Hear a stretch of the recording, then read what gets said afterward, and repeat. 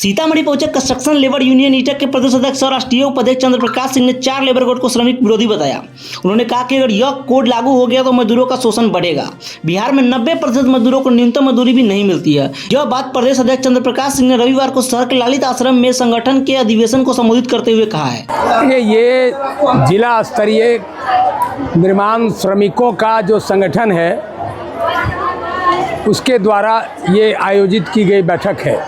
बैठक में मुख्य रूप से जो निर्माण में काम करने वाले लोग हैं या जो खास करके महिलाओं का जो संगठन इसमें बन रहा है उनको कैसे कोऑपरेटिव के माध्यम से उनको मजबूत किया जाए, सेल्फ हेल्प ग्रुप बना करके उनको मजबूत किया जाए। मतलब ये है कि जो सरकारी योजनाओं में जो लूट मची हुई है या जो बिचौलिए सरकारी योजनाओं को लूट करके जनता तक पहुंचने में बाधा उत्पन्न कर रहे हैं कहीं न कहीं, उन सब बाधाओं को ख़त्म करना है। और जो महिलाएं हैं जिनको वो सुविधा मिलनी है, जिनको वो परियोजना से योजना से लाभ मिलना है, उनको सीधे बिना बिचौलिया के कैसे वो लाभ मिल पाएगा, उसके लिए संगठन मजबूती से काम कर रही है। सीतामढ़ी ज़िला में हम आए हैं। यहाँ आने के बाद ये एक जो माहौल है महिलाओं को लेकर के, निर्माण श्रमिकों को लेकर के, खेतिहर मजदूर और संगठित श्रमिकों को लेकर के, यहाँ फुटपाथ पर काम करने वाले जो वेंडर्स हैं उनको लेकर के, लोडिंग अनलोडिंग में जो काम करते हैं मजदूर उनको लेकर के, इन तमाम लोगों को सीतामढ़ी में संगठित किया जा रहा है।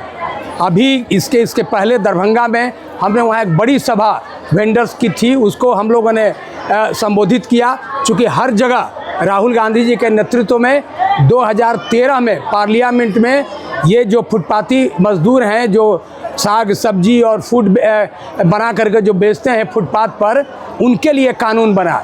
और 2013 के कानून को अब तक सरकार ने 2017 में रूल्स भी बनाया बिहार में, लेकिन वो लागू अभी तक नहीं हो पाया है।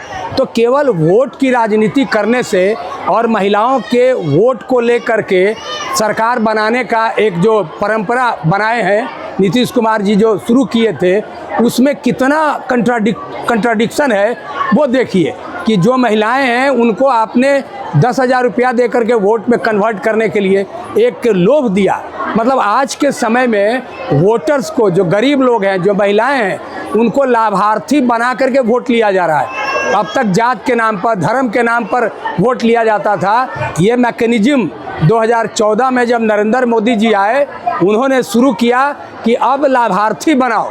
वोट के 6 महीना पहले लाभार्थी वर्ग को तैयार करो, 10,000 रुपया दो, 5 किलो अनाज दो और उनसे वोट लेकर के 5 बरस शासन करो। इस व्यवस्था के खिलाफ हम लोग मजदूरों को जागृत कर रहे हैं, महिलाओं को जागृत कर रहे हैं, उनको एकत्रित कर रहे हैं, संगठित कर रहे हैं कि ऐसे जाल में नहीं फंसना है। हमारा अधिकार है।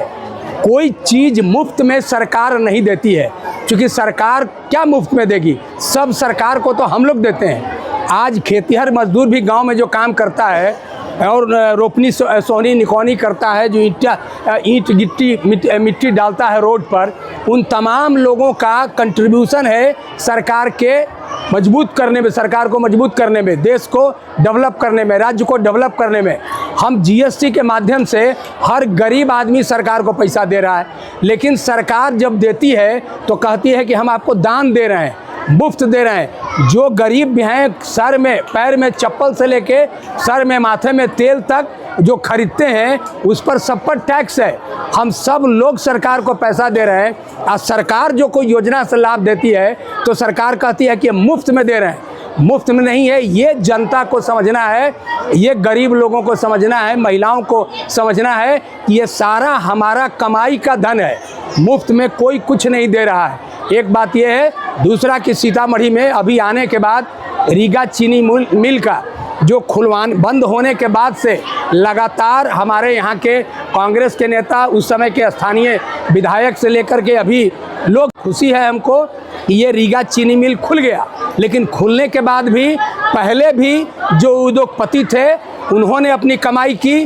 वर्तमान में जो उद्योगपति आए हैं, ये भी लगता है कि केवल अपनी कमाई का जरिया बना रहे हैं। किसानों का बकाया अब तक भुगतान नहीं हुआ है, जो मजदूर थे उनका बकाया भुगतान नहीं हुआ है, जो मजदूर काम कर रहे हैं उनको श्रम अधिनियमों के तहत उनको जो मजदूरी मिलना चाहिए वेज बोर्ड का न्यूनतम, वो वेज बोर्ड का मजदूरी नहीं मिल रहा है। तो बहुत सारी सुविधाएं मिल के मजदूरों को भी नहीं मिल रहा है।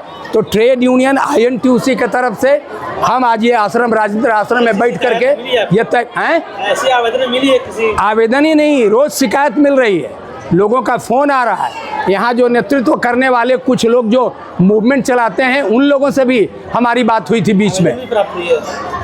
अरे आवेदन प्राप्त होने का मतलब अगर फ़ोन से कोई बात करे, आवेदन देगा, कल उसकी नौकरी चली जाएगी तो कौन उसका जिम्मेवारी लेगा? तो हमसे अगर कोई बात करके बताता है तो मेरी जिम्मेवारी है कि उनकी बातों को सुनने के बाद सही जगह पर उसको ले जाना। जो बातें आ रही हैं वो बातें कोई झूठ नहीं है। कोई एक मजदूर अगर शिकायत कर रहा है तो सही कर रहा है, उनको श्रम कानूनों के अंतर्गत नहीं क्यों नहीं? ट्रेड यूनियन की मान्यता इसके पहले इस चीनी मिल में थी, अभी क्यों नहीं मिल रहा है? अभी मजदूरों को संगठित होने से क्यों रोका जा रहा है? तो ये एक बात है जिसको हम लोग लगातार उठाएंगे और हम यही कहना चाहेंगे कि INTUC के नेतृत्व में कांग्रेस के मदद से ये सीतामढ़ी जिला में मजदूरों को संगठित करने का हम लोग काम कर रहे हैं।